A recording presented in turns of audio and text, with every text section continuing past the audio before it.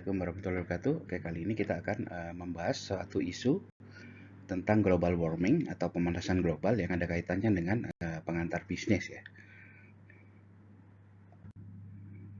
Oke, jadi global warming atau pemanasan global itu menyebabkan pertama panas itu dia terkurung di dalam atmosfer kita ya. Karena penyebabnya teman-teman mungkin sudah tahu itu karena kerusakan lingkungan atau banyaknya polusi ya. Nah, efeknya itu adalah dia menyebabkan panas terkurung lebih lama di dalam atmosfer bumi dan juga bisa menaikkan temperatur permukaan baik tanah maupun lautan ya, permukaan darat maupun air ya. Nah, global warming ini dia bisa menyebabkan pertama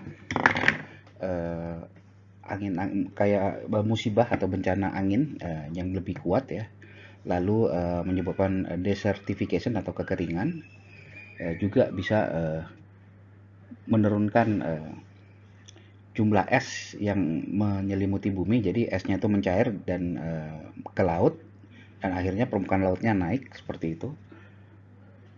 Lalu selain itu juga menciptakan efek greenhouse effect atau emisi gas ya. Nah, pertanyaan di sini adalah dengan adanya isu global warming ini, tentunya pelaku bisnis juga mesti waspada ya, karena jangan sampai perusahaannya itu memiliki citra yang negatif. Oke, kita bahas saja.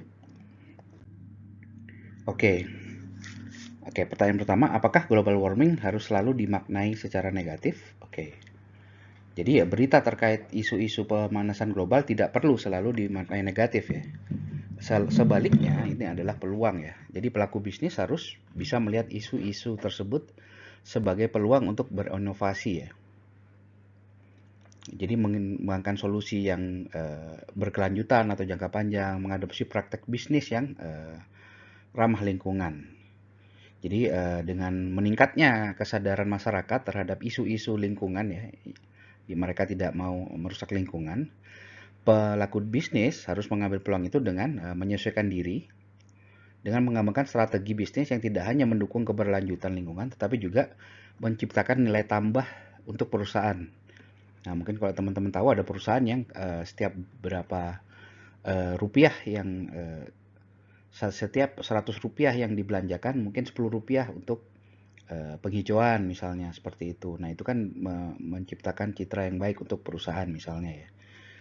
Oke, lalu pertanyaan berikutnya. Bagaimana perusahaan mengambil peluang dari isu global warming? Oke, ada beberapa langkah yang bisa dilakukan. Yang pertama adalah inovasi yang berkelanjutan. Jadi tentunya perusahaan harus selalu berinovasi ya supaya tidak kalah bersaing. Nah, bisnis dapat berfokus pada penelitian dan pengembangan inovasi yang berkelanjutan. Contoh, menciptakan produk yang atau layanan yang ramah lingkungan, misalnya tadinya plastiknya susah diuraikan, dia pakai botol plastik yang biodegradable misalnya ya. Oke, lalu berikutnya transparansi dan tanggung jawab, mengkomunikasikan tindakan positif dan tanggung jawab lingkungan secara transparan dan bertanggung jawab ya. Lalu berikutnya kemitraan dan kolaborasi, jadi harus bermitra dan berkolaborasi diantaranya termasuk pemerintah ya, organisasi lingkungan, Greenpeace seperti itu untuk menghasilkan solusi yang inovatif ya.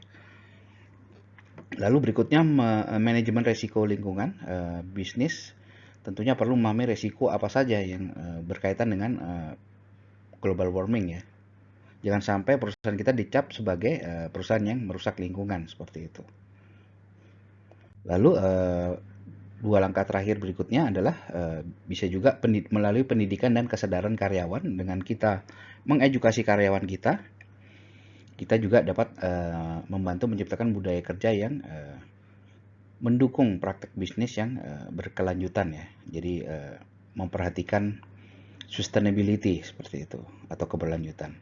Lalu penggunaan teknologi, memanfaatkan teknologi untuk meningkatkan efisiensi operasional dan mengurangi dampak lingkungan. Ini bisa jadi bukan hanya menghemat uang ya. Jadi misalnya kita punya mesin yang lebih irit, mesin yang lebih efisien, itu tentunya juga menghemat uang, juga menghemat bahan bakar misalnya. misalnya menggunakan bahan bakar panas, entah itu minyak bumi atau mungkin batu bara ya. Dengan selalu menggunakan teknologi yang tepat guna, maka konsumsi energi bisa dikurangi, limbah dikurangi, dan juga banyak uang yang bisa dihemat seperti itu. Jadi dengan mengambil tindakan tadi yang positif dan proaktif, maka bisnis dapat mempercepat untuk menciptakan nilai jangka panjang dan membangun reputasi yang berkelanjutan. Jadi reputasi bahwa perusahaan ini ramah lingkungan itu sangat penting ya. Oke, mudah-mudahan jelas. Terima kasih waktunya. Wassalamualaikum warahmatullahi wabarakatuh.